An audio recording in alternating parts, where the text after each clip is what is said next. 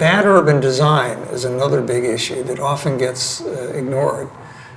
Parents get lectured to all the time, get away from the TV, take your kids for a walk. Walk where?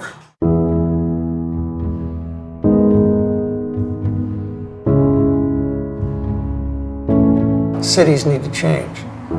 We need more nature where we live, work, learn, and play. We need nature at our schools, around our schools. We need nature, native plants in our backyard that can bring back butterfly migration routes. We need cities that can become engines of biodiversity, and they can. As of 2008, more people in the world live in cities than in the countryside. That's the first time in human history that we've crossed that line. And that's going to increase. Urbanization is going to increase. That means one of two things. Either human beings will continue to lose whatever contact, whatever meaning that they gain from the natural world, or it means the beginning of a new kind of city, a city that can become an engine of biodiversity and human health.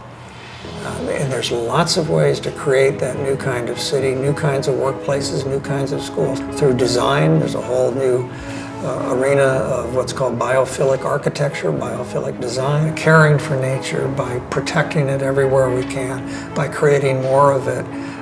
That's an ethic that I think could shape a great future. I hope someday we can create, for instance, a career guide to connecting people to nature, filled with the jobs that already exist, that are not just park rangers, but people planting native plants in people's yards.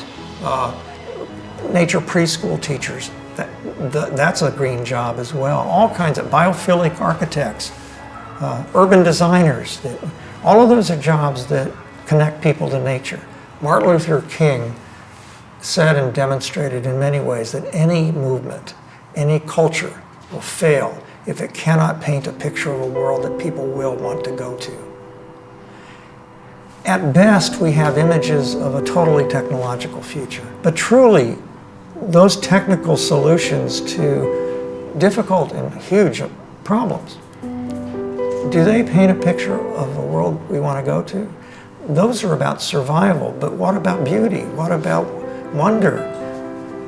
What about a city that can make us healthier just by being in it? What about being surrounded by other creatures and bringing back butterfly migration routes and bird migration routes and building social capital that includes other creatures as well as our own? What if we really began to talk and think and create a nature-rich future?